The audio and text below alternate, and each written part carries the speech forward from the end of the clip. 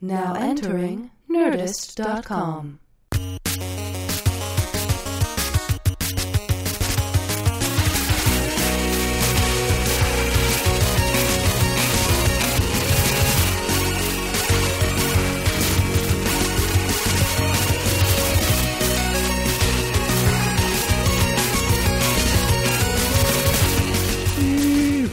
I'm so glad we were able to finally do this. My schedule sucks, and your schedule sucks for doing this kind of stuff, and so we had it almost happened, and then it didn't, and then but here we are. Yeah. The important thing is we're here now. Exactly. So Power of now. Welcome. The power of now. The power of now. This is now. Very much we are in so. it. But now is then. Yeah. Now is now, though. Right now is now. Now is now. But now it's then. And now is gone. Now was gone, but yeah, technically now is now. But it's coming back. Here it comes. And here it is again. But now it's gone. And it's special, but then it's gone. I'm enjoying now. Now I've enjoyed now. Then what happens? I'm also going to enjoy the future now, which is right now.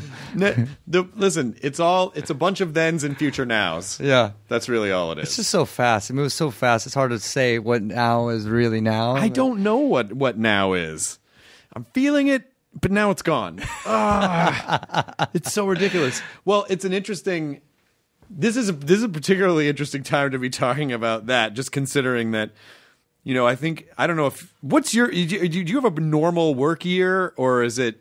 The normal work year is a really fast-paced traveling schedule. Yeah. Because you probably work a lot. You probably work a ton. I know you work a ton all the time, but New Year's is probably pretty big for you. Oh yeah. New Year's is that's the big day for all the artists, all the DJs. Yeah. So but I mean sometimes I go to tropical places, sometimes I go to different countries, but this time I'm just going to Miami. All right, where you which were will from? Be good. Yeah. Right. Well, that's where my mom is from too. I lived there when I was a kid. Yeah. I lived in Miami. It's interesting. It's different. It's different than California. Yeah, it's a little bit different. Still a lot of Spanish there spoken. Yeah, it's Cuban. That's what's similar. That's Cuban Spanish. It's a similar but different. It's like this is Mexican Spanish. Yeah. And that's Cuban Spanish. Cuban Spanish is so fast, I think, as compared to the Spanish, but as opposed to the sort of the Mexican dialect. I feel like Cuban Spanish sounds so fast. It's all so fast to me, anyways. Yeah, but most people are kind of in this mode of, all right, I just got to get through one more week, and then I can shut down, and I'll probably get sick for 3 days, and then I can finish out the year. Yeah. It's like that's Las Vegas every weekend. Oh, it is. And that's where I technically live. Oh, you do? Yeah. But I'm the one. I'm more of the observer. I'm the voyeur. Right. I see the big weekends happening for everyone else. Yeah. I just want to make sure that I can make that big weekend happen for them. You're standing on stage and just watching everything, conducting the orchestra. Yeah. And they're players. They're the. This guy, do you know John Taffer?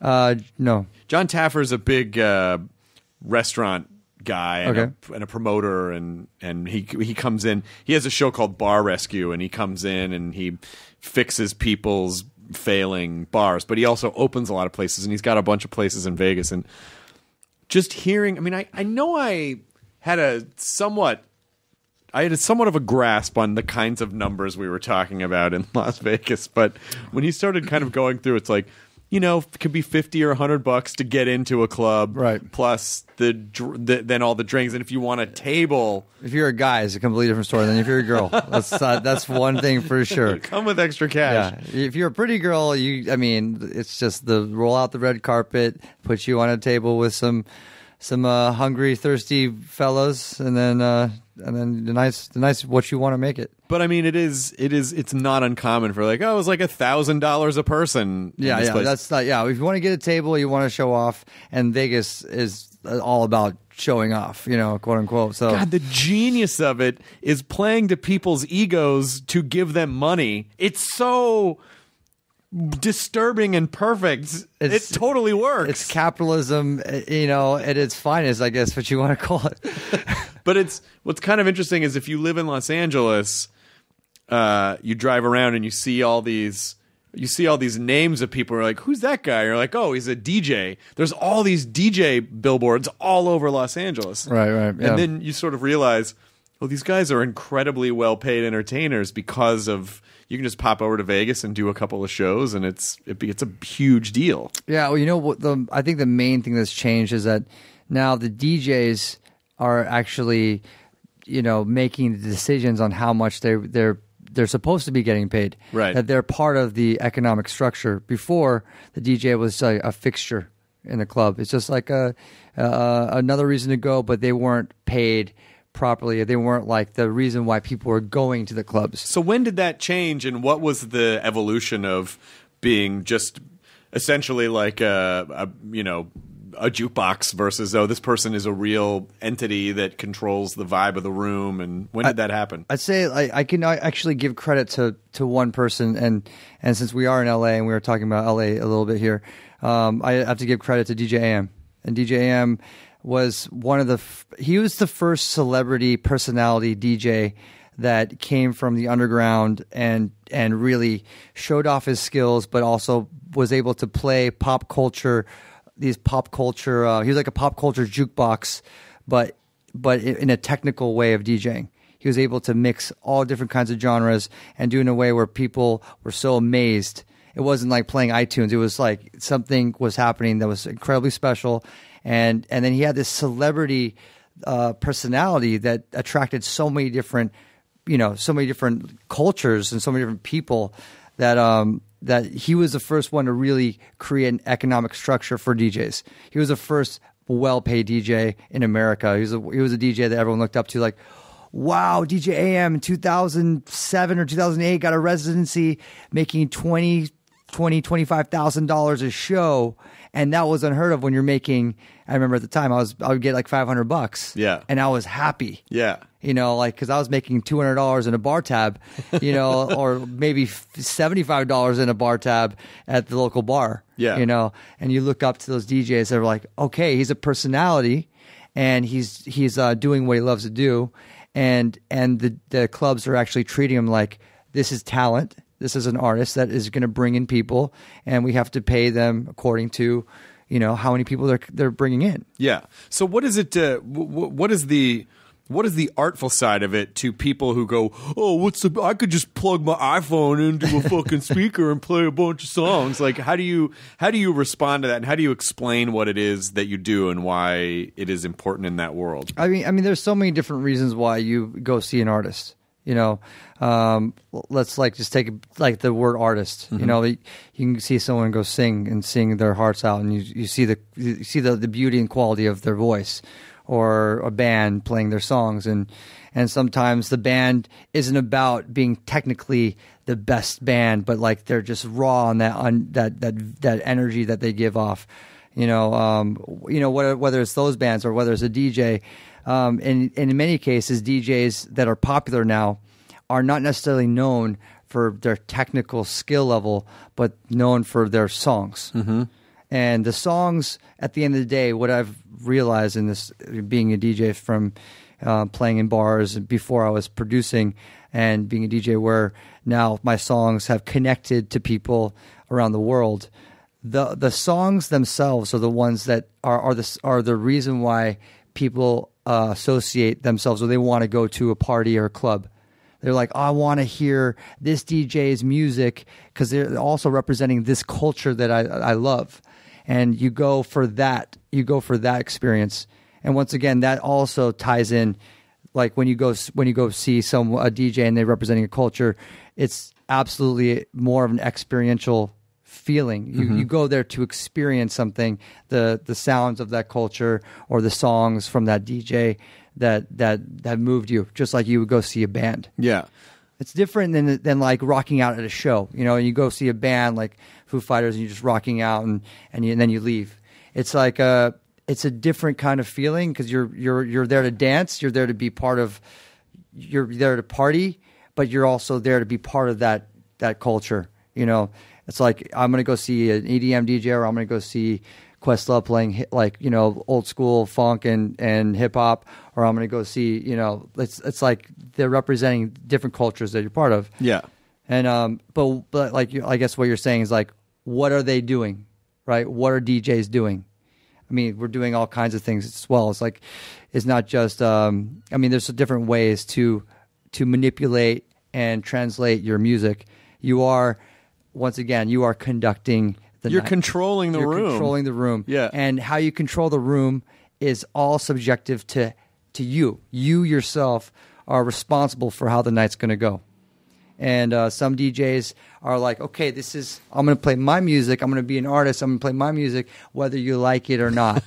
And some people are like, get me out of here. Right. And then some DJs know, like, you know, like for example, like for me, when I go into a room, I make a decision. Like I'm thinking, okay, this is Las Vegas. So there's a lot of people here that know who I am, know Steve Aoki. They're like, I saw him on Ridiculousness, or I saw him here. I know one song. I don't even know what the song's called. There's a lot of those guys out there, you know. So I'm playing differently.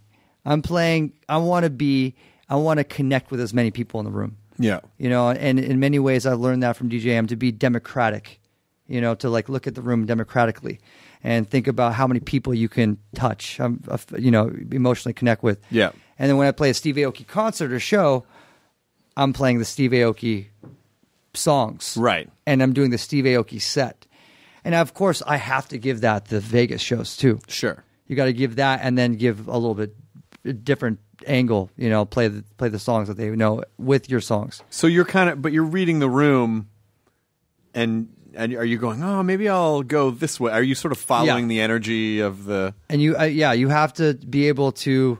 I think that's another interesting point, is that you have to be able to, just like when you're on stage, and you don't just read off a script. Right. You know, you have a script that you know you're going to talk about, but you want to be able to riff off people. Yeah, because you want it to be organic to the situation, and you want it to be a unique experience with that particular audience. And it makes it special for everyone when you're not like a robot. Right. And like, you know, when people are being robotic, you know it immediately. Once you see like there's like this line that people just like, when they just follow it no matter what, they can't turn left and right.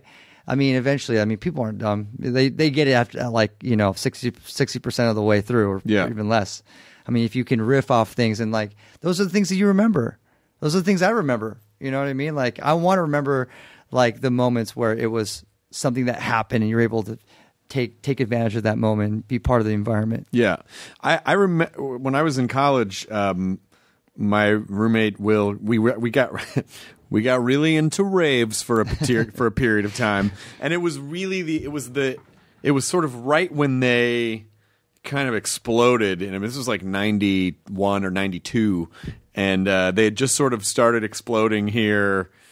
I mean, like the big warehouse ones, where it was like, oh, we're going out to some weird industrial park, and it's, you know, and I remember going, you know, we'd go to Melrose Avenue used to be like the haven for DJs at the time. There were all these like Beats Nonstop, all these record shops. Yeah, right, yeah. And Tower Records on there. And we would was Santa Monica, or no Melrose. Melrose, yeah. Melrose was really all the DJ stores. You could buy turntables there, and you could buy and a lot of the DJs had sections there, and you could buy, you know, like a set by a guy named DJ Dan. Like, he had this set that you could buy. Well, Fat Beats. Yes. I mean, it's gone, but Fat Beats was like a staple at Melrose. I mean, I was going up there. That was more hip hop and scratch and turntablism, but you go there and like you follow different genres, different DJs, and I mean the culture was so pure and so small, but it was very potent. Yeah, I mean, and I remember seeing people spinning 3 turntables at a time, and then just like mixing. I was so fascinated by the mechanics of technicality. It, because the guys who are really good, it would obviously, I mean, I know I'm just describing DJing now, but it was so fluid and smooth, and it was and the only way that you knew that things were changing was you could see the record come up and then the next one, you have his ear and the thing, and you know, but running like 2 or 3 tables at a time. Yeah. The moving parts that's happening all at once, because at the speed. My roommate Will had a bit of money, and so he bought turntables, and I'm like, this isn't so hard, and I tried it, and it was fucking hard. It was really hard, and it was obvious, like, oh, okay, this is actually, they make it look easy, but that's what people who are experts do. Right. They make things look easy. So when you're, where are you now? Is there one place in Vegas that you mainly perform at? Do you have a residency at a place? Yeah, I'm with Hakkasan. Right.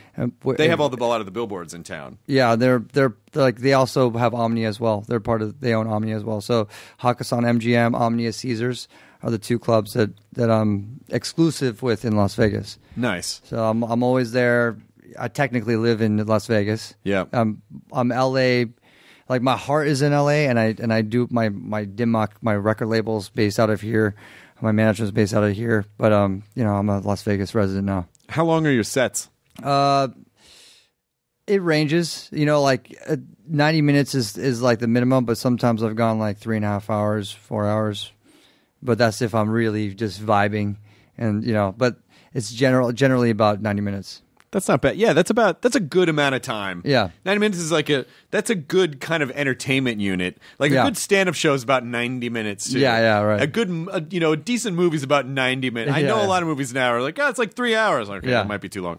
90 minutes is a good entertainment unit. I feel like that's a good arc for people. Right. Yeah. I think for the general non-dance community people, that's a great arc. Yeah. But for the dance heads, I mean, some DJs I know, like, their average set time is about 6 to 8 hours. Jesus Christ. Yeah, and it's about stamina. It's about, like, being in a groove, and once you're in this pocket of where you just kind of stay in this place in your head, yeah, you could ride on that wave for a long time and not realize you were riding on that wave for 2 hours. Well, that's because I feel like that what you're describing happens in everything. Like, there's that moment, that zone that you get into. So do you have a way to get into that? Like, do you know how to get into that really quickly? Because sometimes it's a tough place for people to get to, and the more you force it, the less likely you are to get there. So how do you slide into it? I'll tell you that, like, the DJs that can continue making you feel, or like helping you continue that flow and being in that zone, that is a skill. That's a skill that you have to have. I mean, it's a different kind of DJing. It's like, just like we're talking about with the scratch DJs, there's a skill set on DJs that they make you feel something and make you groove in this space for 6 to 8 hours without drugs. Good. I mean, because like, for me, it's not even like, of course people are going to do drugs, like, whatever. But like, for me, I can get in a pocket, and whenever I'm like 2.5 hours in and I'm not high on anything but the music, I'm definitely praising the DJ, and I'm just like, wow. And I came from Sao Paulo, and I watched Luciano play. He's like an incredible DJ, and this new guy that I heard, Mark Howell, he's another one of those DJs that can throw you in a pocket and just let you ride out for a really long time.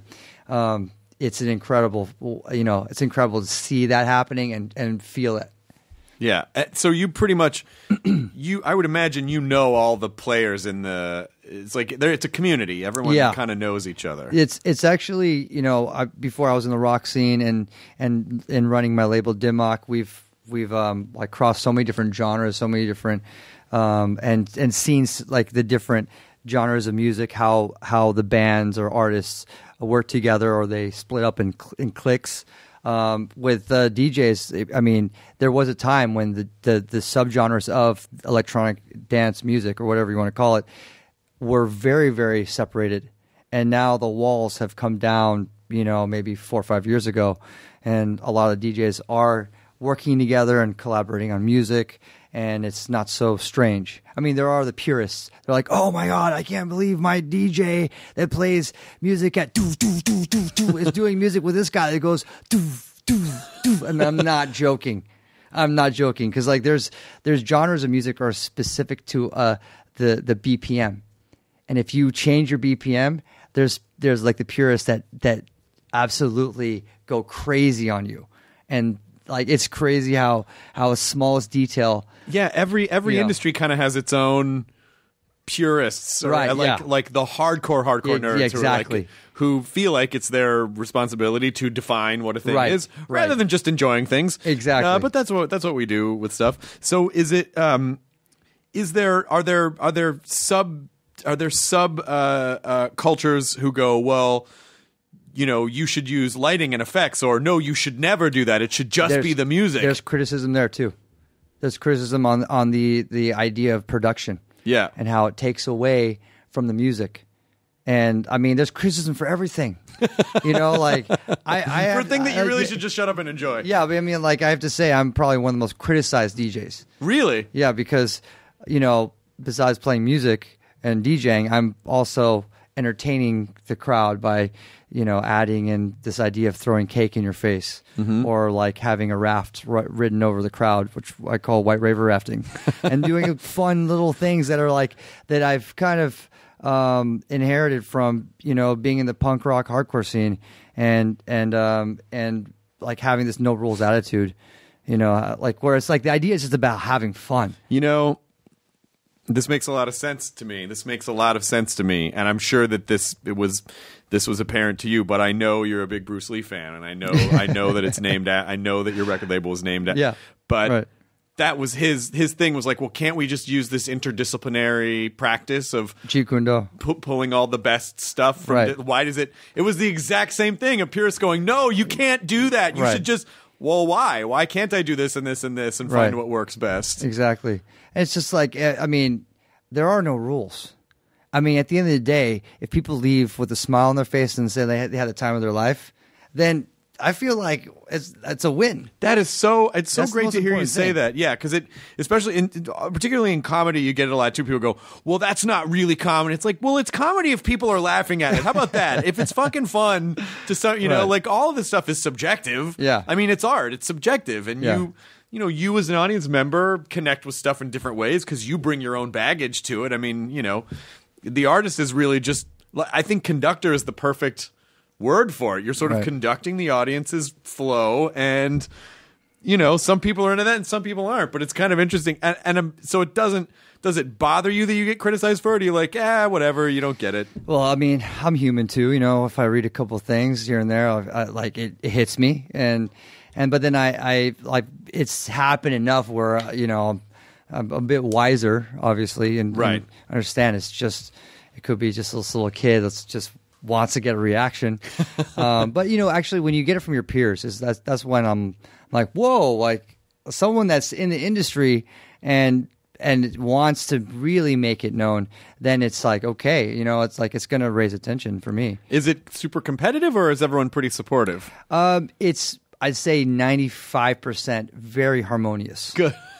Yeah, it's not the opposite way around. Good. There's only a few loud mouth haters out there that I mean that's just by their personality. That's just how they are, and they want to speak their mind about whatever. And at the end of the day, like it's an opinion. It's okay. It's like and that's I think at the end of the day that's how you got to accept things. It's like, okay, I don't like this. Okay, cool. You don't like you don't have to. You don't have to. It's okay. And if you want to say, oh well. I mean, I've said things I don't like, but you do like 250 shows a year or something. It's some insane number like that. Yeah, it's it's kind of incessant. How often do you evolve your set? Is it ever changing? Yeah, I mean, the evolution of my set is all based on my music. So at the end of the day, what they say with artists, you're known from your last hit. Mm-hmm. It's sort of similar with electronic music, except that electronic music culture really dives in to your catalog. Mm-hmm. It's it's not like a pop based culture where you could be a hit and then you're like nobody afterwards. Right. I mean, luckily for that, because it's not like I have hits. Like I'm based on songs that people hear about through the internet. Mm-hmm. And thank God for that, or else I wouldn't have a career. So, and I mean, that's the great thing about the idea that artists now have more control of their destiny or their music than they've ever had before. Thank God for that, because I wouldn't exist. That's why Dim Mak Records and my label and support the small guys that are trying to make and break it. That's what I was, and that's what I still am. And so going back to the set, it's like, that's the fun part of this whole process is there is like this show is kind of like the tail end of the process. The beginning end of the process, start of the process is the production of the music. And the production of the music is influenced by the sounds that are exciting you now. Mm-hmm. And the power of now. The power of now. And I have a song called "The Power of Now." Actually, is it based on the Eckhart Tolle book? Yeah, of course. Yeah. Absolutely. I was zenning out. I have a music video, and I'm like zenning out on a hill. Which isn't really Eckhart Tolle. He is meditative, but in any case, that's like that process is a lot of fun, and writing music that you're hoping will connect to fans around the world, which is also another great point that this music is like majority of the music is without lyrics, so it transcends not only languages but it cultures, and it's global.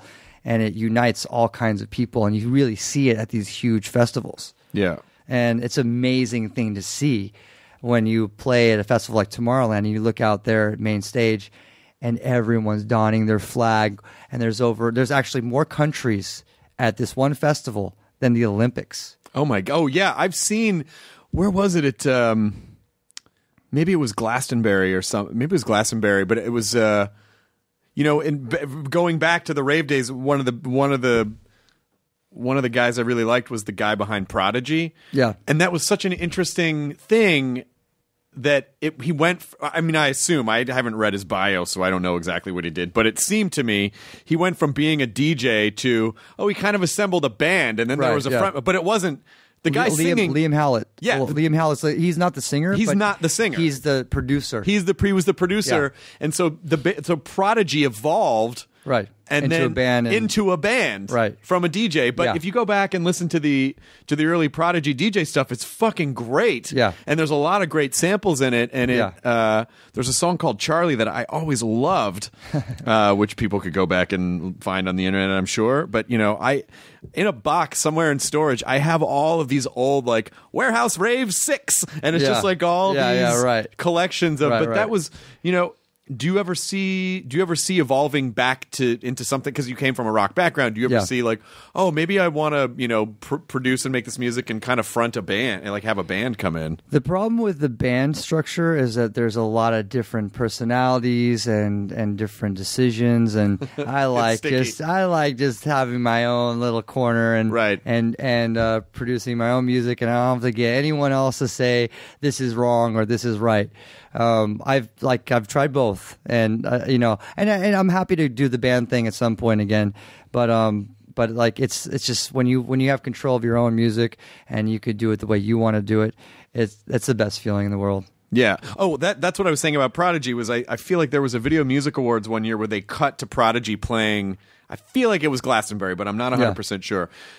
But it was more people than I had ever seen at once, and the aerial shot, it just looked like this throbbing organism with the light going. Right. I mean, it is different than, I guess, if you're seeing a band, because if you're seeing a band, you really are focused on the band. But if you're seeing a DJ, you're focused on the music. Exactly. It's a complete. I'm glad you said that, because when you're watching a band, like everyone's staring up at the stage, they're head bobbing, they're into it, but they're not into it like they're seeing. When you're at a DJ festival and you see like 40,000 people heaving and jumping at the same time, and it's not about. See, also another thing too is that with the rock band, it's about the rawness, about like the distortion and the noise and the chaos. And with the DJ, it's about hearing music at the best quality at it's supposed to be. It's not supposed to be, unfiltered. It is filtered. It is made to be the best sound. Right. So you're hearing the pristine quality, and mixed with the songs that you know from that DJ. And it's about the environment. The DJ is actually 10% of the show when you look up on stage, or he or she. They're this small, And so you see the lights and you see the production, you see the lasers, and you see and you're surrounded by tens of thousands of other people at these festivals. Of course, you're going to feel something. It's it's something completely different than seeing a rock band. Yeah, I mean that has got to be an unbelievable feeling to be standing on a stage and orchestrating that many human beings at one time. Yeah, the best is that it's like they all become one singular force. Mm-hmm. Whether they're all jumping together, whether they're all like waving together, doing some sort of movement together, whether they're singing along together, they become one gigantic force. And it's incredible. Like the Borg. Yeah, it's amazing. Like that's awesome, and especially when they're singing your songs. Like when I was in Sao Paulo, just I like duck out the music, and you hear them singing along to one of your songs that you wrote like 4 years ago, or whatever it might be. It still hits you, no matter how many times you've played it. I've played some of these songs over thousands of times, and it hits you in a different way. You're like, like all these people singing along to the song that, you almost forgot about. You know? And also the other cool thing is that I'm sure some of the DJs get to live relatively anonymous lives. Yeah, that's true. So that there's true. Yeah. Yeah. So it's like, it's different in that way too. It's not like you're plastered like you're Katy Perry or Kanye West everywhere, It's not about your face. It's more about it's your music. Yeah. And like talking about Liam Howlett, or even talking about like Daft Punk, for example, like it's not about who they are, about like who Thomas Bangalter and Guy are, like what they look like. It's about their music and how it's touched so many people. Right. Forgive me for asking this if this is really obvious. Did your dad really create Benihana? Is that true? Yes, he did. Yeah. I mean, that's fucking crazy. This is sort of a lie. My grandfather, he started a cafe in the rubble of World War II called Benihana. And Benihana is the name of a flower that was the only flower that grew through the rubble. Because they had a little cafe, and it was just in a devastated area, and this flower that popped up was a red flower called Benihana. Oh wow! And it wasn't like a teppanyaki, it wasn't like a showman. It was a small cafe with an incredible story of surviving through that period of time. And my father inherited the name and opened up Benihana in New York when he came to America as a. His story is incredible. He came to America as a wrestler and defected from the Olympic group that he was with or something. And he was an ice cream man in Harlem living out there. And he raised enough money to get a loan to open up a restaurant. And his group, our grandfather helped him with the restaurant. And they decided to bring in these tables, teppanyaki grills, to cook in front of people. And that was never done in America, and especially like this is 1940s. Yeah. So that's also a really tough, trying time for Japanese people post World War II. Sure. So just his success is an incredible story in itself. Did you know your grandfather at all? I didn't because he passed away before my time, but I heard plenty of stories. So to hear what it must have been like to be a Japanese immigrant and then a Japanese American in the time, in that particular time, and still to be able to thrive, to be the flower in the rubble. Yeah. I mean, that's a pretty incredible thing to survive. Yeah, it's incredible to like, I grew up watching his success, but the strange thing was as I grew up, I kind of rebelled against it in a way, Benihana is a steakhouse. Mm-hmm. When I started like understanding who I was or going through my own identity issues as a tween, mm-hmm. I found vegetarianism and I was vegetarian, for 15 years, like, kind of not understanding, Benihana as being a steakhouse and, not really wanting to go there. But it's just a strange kind of thing. Yeah. I mean, but I think that probably that sounds more in line with your family, like the personality that was sort of handed down of like, I'm going to create my own thing and find my own thing, and I'm going to do a bunch of different things and be an entrepreneur and invent, and create stuff. I mean, it sounds pretty similar. Right. You just, your grandfather did it with a cafe, your dad did it with a steakhouse, and you're doing it with art. I mean, it's all sounds like it's pretty in line. Right. Yeah. I mean, he's also the kind of father. He's like a tough love parent. So he never gave his kids any money. He never donned us with gifts. Sometimes, and he's a tough dad. He's a tough dad, and like it was the best thing that he ever did was not actually investing or helping us out financially. And you have to grow up on your own. Yeah, and like that's how he did it. So he had to figure that out himself. So he's not gonna. If he spoiled us, I don't think we could have grown, all our siblings, myself included, could have grown, to stand on our own feet and actually do something. Oh, well, because you would not have been. It was just sort of, it's just Darwinian. You wouldn't have evolved to know that you needed to. Yeah, exactly. To do that. And so it's like now I'm getting to the age of where I don't have any kids yet, but. I'm thinking about what kind of dad I would be, and it would definitely be, along the same footsteps, but with, I think the great thing is I had a mom that was extremely caring and so selfless, but she was very compassionate and not in the right ways, and like connecting human to human, and that was really really important for me growing up too. So I had like a very tough dad. That was like, you need to figure out how to get to New York if you want to come DJ, or if you need you want money for your, like, it's not like I ever asked him, but because I was always afraid to. But like, you want to start this record label business when you're 19, you got to figure out yourself. I'm not gonna give you any money, and you just have to do it yourself. You have to get the tools in front of you and figure it out. And if you can't do that, then you got problems.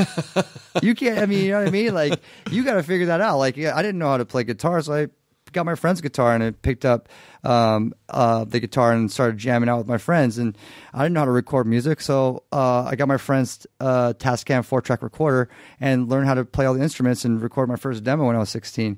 These are all things, it's like, I didn't get training for a lot of this stuff. I mean, I owe a lot of it to the hardcore straight edge community that I was part of. Yeah. Because at that time, it's all about this idea that you can discover, the idea of discovery and being able to take the tools in front of you and make something happen. Right.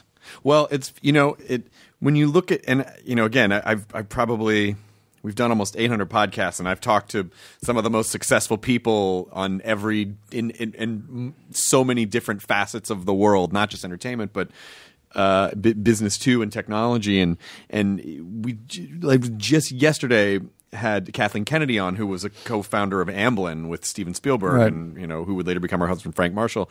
And she said, Spielberg really loved. Even when he got successful, he loved creating limitations and boundaries because it forced him to be more creative, and it gave him stuff to work around. And it's the same kind of thing you're saying, where getting the task, like having to figure the shit out yourself, was so much more valuable than someone just handing it to you. Absolutely. And you have to have the hunger, because everything's built on passion. Yeah. And if you're not passionate, then it will fall apart. Right. You need to believe in what you're doing. And if it's handed to you, it's more likely than not, it will fall apart. Right. Because you won't appreciate the value of it. Yeah, it's appreciation, value, passion. Those are all the building blocks of success. Do you kind of, it sounds like you're either very spiritual or very philosophical, or maybe both, but how do you sort of stay focused? Like, how do you, what is it? Do you have like a daily ritual? Is it a meditation ritual, or like a daily gratitude ritual, or what's your thing? I wish I could give one of those rituals. I don't really have one. I tried meditation, and I could say that that's part of it, but that was later. That was later in my stage of understanding how to organize and build teams. Mm-hmm. So at the end of the day, it's the people around you that also believe in your vision that are going to help the vision happen. And so when it comes to business, when it comes to like all the different businesses that I do have, and I have multiple businesses, everything relies on who is in your team and trial and error and figuring out the right decisions and not making the same mistakes again on why you hired that person or not. Yeah. And I mean, the teams are absolutely everything. I mean, as far as a ritual, I'd say that would be the ongoing ritual is making sure your team is the right team. Yeah. And no matter how many teams I've built, I'm always learning what is the right team, what isn't the right team. I got a team back here. Is this the right team? I don't know. Sometimes I have to question these guys. I'll tell you why this guy's the right team, because he's wearing an Alf t-shirt. Do you see that there's an Alf doll over there? You know, we're having our 10-year anniversary dinner. We've been working together for 10 years. Wow. From when I was a horrible DJ and he wasn't even a manager. And we're like, let's conquer the world together. And here we are 10 years later through a million fights and giving him a lot of headache and him taking a lot of my money. But you know, but that's part of the fun part about having to figure shit out on your own is then you're not as afraid to fail because you're like, oh, I tried to build this thing and it didn't work. Oh, I'll just try this, or I'll just try this. Like you really, you know, there's nothing wrong with fucking up as long as you can learn from it and you can try again. There's success in every failure if you can find the success. Yeah, and weirdly, when you sort of look back at your life and you go, well, if I didn't, like those failures were a gift because if I hadn't fucked up, even though they felt shitty at the time. Oh my God. If I hadn't fallen on my face or I hadn't fucked this up or if this hadn't been yanked away, I never would have learned this to then be where I am now. Right. Now. So it's resilience. It's resilience through the failure. Yeah. Because I think a lot of times the flower in the rubble. You know, yeah, it's like morale, man. You get to a point where you're like, I'm done now. I fucking fall on my face so many times. It's like, okay, actually, you know what? You need to stop. You know what I mean? Like, there's a point when, like, you don't want to keep pushing it. You know, because, like, you know, there's the stories where, like, oh, man, I kept trying. Boom, I'm a billionaire. Right. But, like, a lot of people that think like they're going to keep trying and become a billionaire, they might not ever do that. They need to stop. They need to like stop and go, maybe this isn't my thing. Yeah, I'm going to try something else, you know, because I think that story hits home more often than not. I think when that happens, people are more obsessed with the goal, and they're not sort of like we were just saying when you're doing a set, they're kind of in robotic mode and they're not listening. Yes. Because I think a lot of times, if people go, they're too linear. Well, you know, I heard anything's possible, but this isn't possible because I couldn't figure it out. And it's like, yeah, but along the way, you need to ask yourself, is this still right for me? Is this still something I even want to do? Is this something that makes sense? You know, is this something that I'm still passionate about? Am I just passionate about achieving this goal for my ego, or am I really? If you're really passionate about the thing and the process, then it doesn't. Then nothing else matters. Which goes right back to the power of now. Yeah. You know, it's not about the end result. It's about the journey. Yeah, always. So it's like, you know, I'm having fun with you right now. So, hey, man, good. The power of now is fucking awesome. Because even if you made that $1 billion, even if you crossed whatever sort of a goal you wanted to achieve, it's not... That thing doesn't change you. What changes you and evolves you is how you got there. Like that's all the learning process. Yeah, that's why when they asked the 5-year question, I'm like, I have fucking no clue because you asked me 5 years ago, it's definitely not here. Yeah. And 5 years before that is absolutely nowhere near here. Yeah. You know, so you just kind of got to go with what drives you at the moment. Yeah. And then make the most of it with the teams you have. And the struggles suck, but that's where the most growth happens. Yeah. That's where you find out who you are, and that's where you really so it, you know, I think it's good for people because I'm sure there are a lot of people like yourself who are like, oh, I want to be a self-starter, I want to be an entrepreneur, I want to build stuff, I want to, you know. I think that's one of the most probably the most asked questions, especially when people listen to podcasts like this. Like, how do I get there? We got like exactly, and you can't think about what there is, right? Just think about what now is, you know, like making now real. Because like, I mean, I started in fucking a bedroom to a living room, you know, playing shows and fucking. I remember like going on tour with my band, making I remember getting $12 for a show, driving 12 hours to play in front of 10 people, and literally going, all right, now I need to know everyone's names, and then we're going to do this show. And then we're going to hang out afterwards. And then I got paid $12, and we had to drive another 12 hours to the next show. And I fucking loved it. I was like, this is why I'm so happy. I'm on the road. I'm playing my music. I'm singing, and people actually know my songs. These 10 people actually cared to come to my show. Yeah. And remembering that, too, is actually very important. Yeah, it's great. It's it's kind of funny.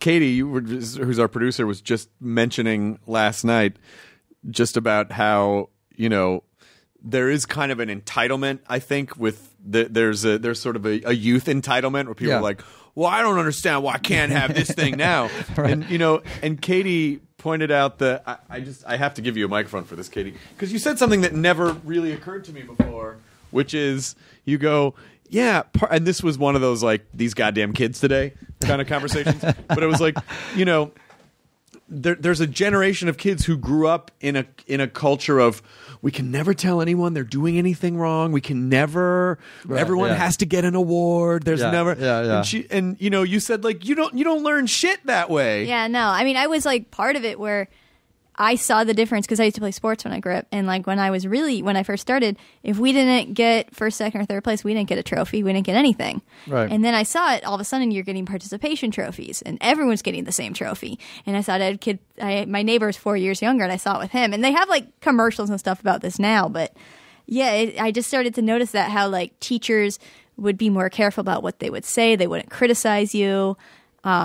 And now it's just you can't say anything. The kids, they think that they're all right.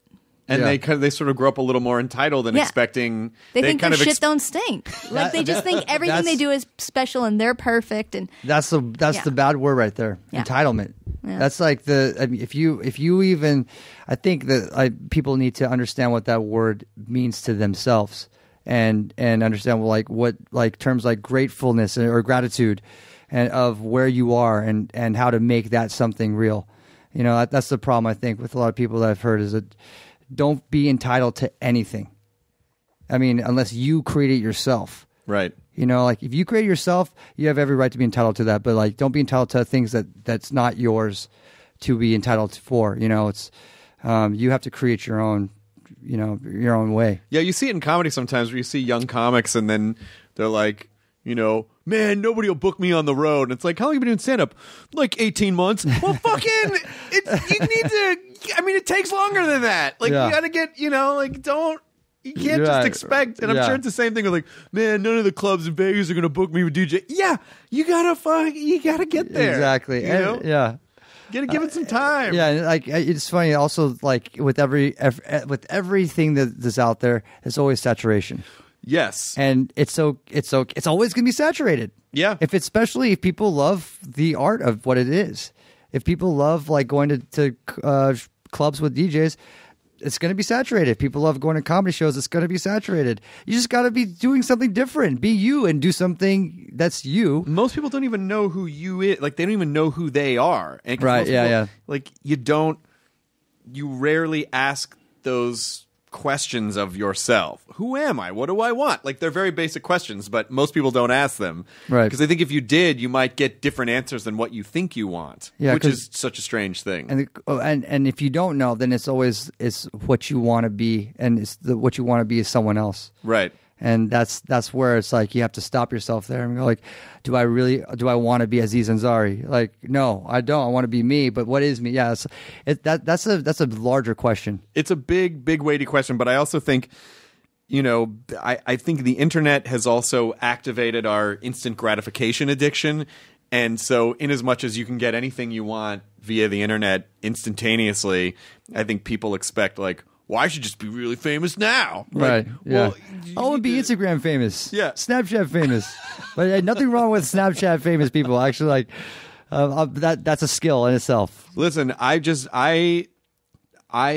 decided that, and this was completely by accident, mainly I use Snapchat to draw dicks on my fiance's cat. I think I want to follow you now.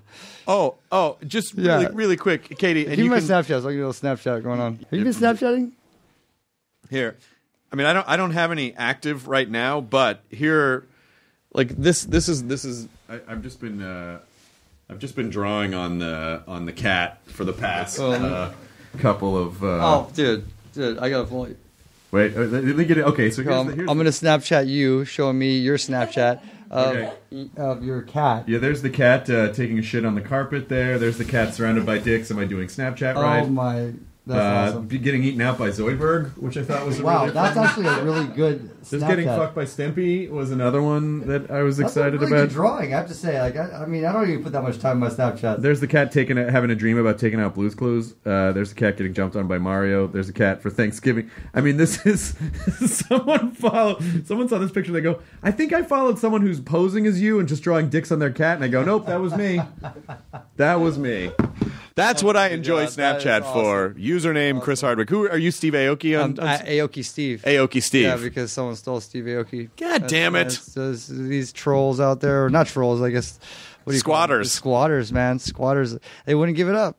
Actually, I think we try to like Snapchat at them, like, yo, man, try to be nice. Hi, my name is Steve Aoki. What is your name? And I think you sent like a picture of like a turd or something. That sucks, but it's kind of funny. Yeah. That sucks, but it's kind of funny. Yeah. Is it? I was like, I'm not going to give it to you. I mean, you just, actually, I got my YouTube back. That guy was really nice. I just give a shout out to that good. guy. Yeah, because he was sitting on that, and he was a fan. So I was like, if you're, like, oh, man, like, I'll give you some T-shirts or something. It's like, oh, sweet. Oh, that's nice. Yeah, Yeah, I got the... I've since given Nerdist to my company Nerdist because we're now I don't know two beasts, yeah. But I got the Nerdist Instagram a handful of years ago because I sent the guy a limited edition Walking Dead watch. Yeah, he was like, I go, is there anything I can give you to get the Nerdist Instagram? And he goes, I saw one of those sweet watches on your show. Can I have that? And for my dad? And I go, yeah. So I sent him a Walking Dead watch, and that's how I got the Nerdist Snapchat initially. Yeah, that's awesome. So it's pretty cool. Quick question: do you speak Japanese? Todo dake. I had started taking tutoring lessons because I want to go to Japan next year. Yeah. And I'm going to start. Oh, by the way, only 5.5% of the population of Japan speak English. Only 5% of the population? 5.5% of the population in 2015. Oh, wow. So I better learn some Japanese. And so if you leave Tokyo, you're going to be tough place. But the one thing is that the people there are so nice and so thoughtful. And if you're lost, they will take you wherever you're going. Oh, and it's that's the great. truth. Well, it's not something that's like a mythology. I want to make it easier, but I also feel like I want to represent America well, because I feel like a lot of Americans go other places and are like, well, everyone speaks English. I'm like, yeah, but maybe we should try to respect other cultures. So I really want to, I wanted to take Japanese in college, but it was full. Right. So I ended up taking Italian because my mom's family is Italian, but I always wanted to learn Japanese. Wait, what's more important than learning Japanese to go to Japan is just bowing.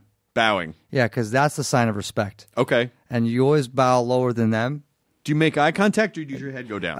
I mean, at this point, they know you're a gaijin.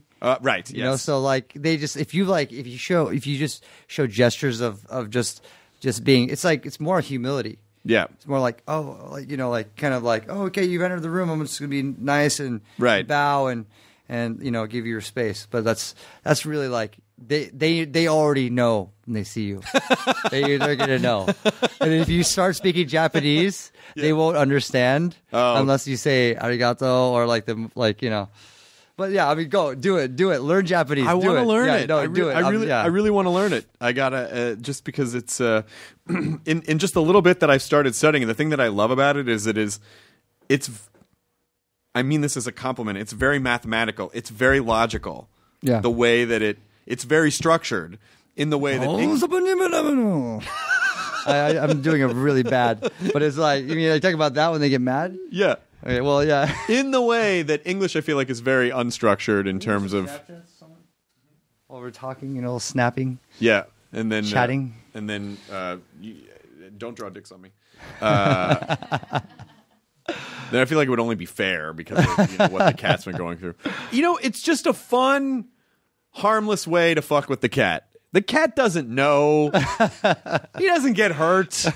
People, some people go, "Oh, the poor cat." Like, he doesn't know. He doesn't know that while he was just lying there on the carpet, that tens of thousands of people were watching him. But you know what? No one's actually making fun of the cat. No, that's the beauty of it. It's like if they were making fun of the cat, then it's a different story. The cat's real cool. I mean, no one's making fun of the cat, man. They're making fun of you. They're making fun of me. They're not actually making fun of you. They're actually not making fun of anyone. Yeah. They're probably making fun of the fact that I'm a grown man with a 15-year-old's sense of humor. Which is awesome. I mean, I think that's pretty awesome. I love it. I'm 30. I love it. I think it's hilarious. Everyone in the room is laughing. So where are you going to be next? Are you? So you must be in. Well, first of all, thank you for producing The Hive. Oh man, high five on that. Yes, that's a high five. Hive five. Oh, I'm sorry. Hive five. No, I apologize. No, that was. I don't know. That was cool. I don't know if that I was get cool. credit for that. That was more of a let's enjoy the journey than the goal. But it was. But The Hive was so much fun, and Yarvo was so great. I thought he did such a great job, and you did such a great job with the music and it. As my fiance and I watch as many horror things as possible always, and so when we see something that has a fresh take on things, talk about saturation. There's so much saturation in horror right now, so when you see something that even feels a little bit different, you're like, oh my god, this is great. And Yarvo did such a great job. His vision from the beginning was awesome. Plus, like all his, I don't know if you saw his music videos before that he directed, was just so sick, man. He was perfect for the movie.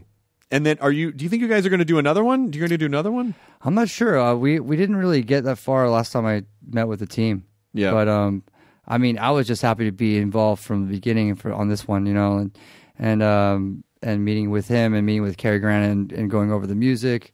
Now I'm like doing music for other movies, but this is like my first time really diving in from the beginning. What's your favorite thing to do of all the things you do? What's your favorite? It's a balance. I mean, it's music related. It's a balance between finishing a song that I feel like will affect a lot of people, will emotionally touch a lot of people, and at the same time being able to see it happen by playing it out and being a part of that experience. Yeah, because like when you actually see it emotionally affect someone, that your work has actually touched someone and you see in front of you. I think that's the reason why I'm such a touring, I'm a touring monster, because I love being able to see that all the time. Yeah, and it's like that's the most gratifying way of seeing how the art is going out in the world. It's pretty cool though, because I feel like as a DJ, it's very similar to the way the internet works with entertainment in terms of, a regular band will get radio play or like a TV show is on TV. Yeah. But the only way that internet content works is that it has to be shareable. Like people have to talk about it. They have to send it. Oh my God, you'll love this. A community really has to form around it. Right. For it to get to the next level and for people to know. And I feel like that's so much. I feel like it's more gratifying rather than having a big machine just tell people like, this thing is good, you should watch it. People really do. They had to discover. Together. They have to discover it as well. Yeah. Instead of having, whether it's through their friends or through a community, rather than just like turning on the radio. Yeah. And like having it like play you 5 different times. You're like, okay, now I know the song. Yeah. Of course, I love when when my songs make it on the radio, but it's that's. I don't write my songs for radio, right? And luckily I've built a career where I never had to. But of course, when it does, it's like, it's like one of the most epic feelings to hear your song, knowing it's getting played to so many people. Well, when you produce for other people or you write or work with other people, how is that different than when you're writing than when you're doing it for yourself? I'm so concerned about what the Steve Aoki brand is going to represent with my music. Mm-hmm. So if I produce a song for another artist, I don't have to think about that. And there are songs where like it's like when you're in the studio, you're not like you're just gonna write what you feel at the time, and it might not be a sound that you want to represent from your brand. Sure. So there's like songs where I'll produce it, and I've like, this works for you, this works for, like, here's a list of artists that I think it would work for, and if they gel with it, then it's their song. You're just basically talking about, and you mean like your voice. Like, it's basically your voice, that some things work in your voice and some things work better in Or no, like if I voice. produce a beat. Yeah. So if I produce a beat that's like, okay, this represents what, right now I'm working on my next album, Neon Future 3. So I have songs that fit that album. Yeah. And I have songs that don't fit it, but I want that music to go with certain artists. So I can give it to, this singer that I think it works well with her voice. And generally I like to deliver full bodies of work, because I work with a lot of songwriters as well. Yeah. That help write the vocals and top lines on top of my melodies or beats. Do you think that that modern day entertainers, do you think it's required of them to do the kind of thing that you and I do, which is a bunch of different things? Or do you think that's just, well, it doesn't have to be that way? No, it doesn't have to be. Because you got to think, there's like artists, let's say that when you're talking about artists in my world that are really, really successful, it's just a personality trait, I think. Because like Calvin Harris, for example, he's an incredible producer. He's going to be known as one of the best producers of our time, and he's an electronic dance guy. He's produces beats from our world that cross over into pop, and you don't see his name flying all over different things. Not to say that he doesn't do it, but you see his name in music. I mean, it's not, I'm not normally wowed by figures, but they released a figure. It was like, Taylor Swift made X amount of, and Calvin Harris made $66 million. They're like, what the, holy shit. And that's just music. That's just music. It's just music. So it's like, and for me, it's never been about how much money can I make doing all these other things. It's about what I feel inspired or passionate about. And now I have a platform, which is music, to be able to go and sit with you, hang out with you, in this room, But $66 million is still pretty cool. Yeah, of course that's cool, but but at the same time, it's like, But $12 is also cool to you. But in any case, I don't think Calvin Harris, and I want to speak for him, it's not like he's producing music to make $66 million. No, of course not. He's just, I've been listening to his music for a long time, man. That guy is just prolific. Yeah. And he's just a hardworking musician, songwriter, singer. He does everything. He's incredible. And he's probably not thinking about the money either, because you can't. I mean, he couldn't. I don't think you'd be able to continue if you got that in your head. I don't think he'd be able to continue to. He doesn't have to think about money. He doesn't have to think about it. He doesn't have to He ever. doesn't have to think about it. He just thinks about the next really nice, expensive thing he wants to buy and know that he can do it. I mean, that's like the great thing. It's like there's no okay, I'll just buy a jet if I want. Sure, why not? Yeah. I don't need to fly commercial anymore or something. But again, that's all fine and good and everything, but it is all about passion and like I was sort of joking about before, the $12 that you made to perform for a handful of people and had to drive 12 hours. I mean, emotionally, that's probably more rewarding than if someone just gave you a bunch of money. You know what I mean? Like because that really money is a tool at the end of the day. It's a tool to get things. And there's people that had $300 million and like Mike Tyson it's gone. Was all gone. And he doesn't make them happier, doesn't solve their problems. It's just a tool to get stuff, like stuff that you probably don't even need. And the most amazing things in life are free. Yeah. I hate to say it like that, but it's what's in your head, what makes you happy, the people that surround you, that you have to make the right decisions in your life, the people that surround you that make you happy. Yeah. What makes you happy? It's not things. Yeah, right. It's nice to drive a really expensive car, but I'd rather hang out with people that like actually care about me and that want the best for me, and I care about them, want the best for them, and I want to be creative and do things that are going to emotionally touch people. Yeah. And that is powerful. Well, I'm sure people are listening like, "Well, shut up! You guys have made money doing work, so fuck you. I don't have, Yeah, sure. No, I do. Yes, but I also believe that I think people place too much emphasis on it, and that it doesn't. So it solves some problems, but it does not solve all problems. Yeah. And you still need to do the things that you're passionate about. And I just think if rather than someone said, "Well, my goal is to make $1 billion," like. That's not, what you should be asking is what's going to make me happy, because ultimately, you know, you have to live with yourself every day. Yeah, and also, you know what, like just to like play devil's advocate, because you know we both make money for what we do. Hey man, I made money and I bought myself a crazy house in Vegas because I never thought I could, and I did it with my own money, and I was proud of that. Yeah, that's my money that I made, and that was sitting in a bank, and now I put into something where I turned my house, into my dream home. I have a foam pit in there. I have a super trampoline. I have a 16-foot deep pool that I could jump into whenever I want. Are you in the sequel to the movie Big? Yeah, basically that's me. You know, like Josh Baskin. You know, like if this is my house, I'm gonna make my dream house. Yeah. I mean, of course, I'm gonna share it with like my family or my future family. Also, you do. I know that you do charity work. I know you do a lot of great charity work too. Of course, and like, you know, and I mean that's once again that's going towards like this platform that we have of influence, and that's how we can actually spread, you know, awareness and information, not just raising money. I think it's also important to talk about these things that people don't really know about, like whatever it is, you know, like, you know, in my world, like, you know, if you look in the club world and the festival world, people are having the best times of their lives, and a lot of them don't know about like, you know, the stuff that I'm interested in. Like I could be able to kind of bring that demographic over. And maybe 1% of the population of the demographic will have an interest in helping people with brain degenerative diseases, or you know, the stuff that we're doing right now.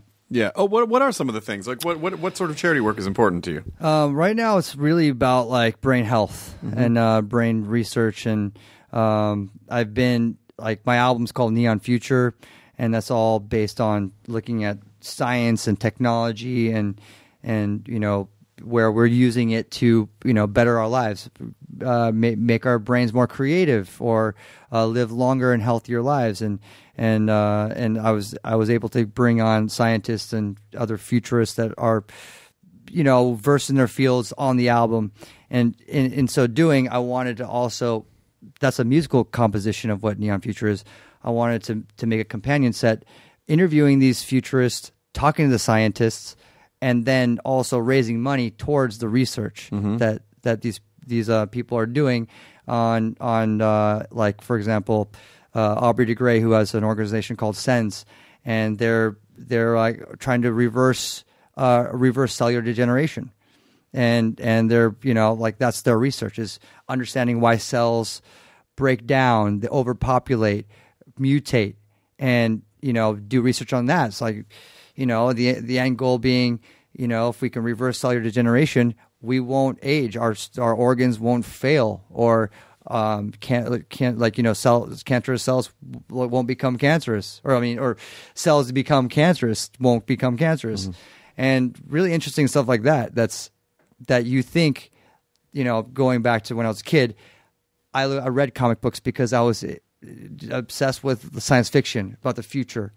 And now things are happening 2015 that are fulfilling that. Yeah, and I love reading about that. So, you know, sorry, it was a long one for that, but no, yeah, it's like at the end of the day, it's science, and what we're doing right now and technology is exciting, and I want to put more emphasis on that, more awareness on that, raise money towards that. Excellent. Well, this has been an amazing chat. Thank you so much for coming in. Excuse me. So follow your passions, people. Be the flower that grows in the rubble. Be the Benihana flower that grows in the rubble. Right. And also, make stuff. Just make your own stuff. Yeah, make stuff. I think that's the best, is be creative. Make stuff. Be creative, and you know, I'm glad that we talked about the idea of being yourself, and what is that? You know, and I think that's the question, is like, who are you? Yeah. How do you find that? And try things. You try things. You make stuff. A lot of things. You know, because a lot of times one of the great things about art, about making art, is not so much just to affect other people or to get attention or whatever, but also making art tells you a lot about who you are, because you don't realize.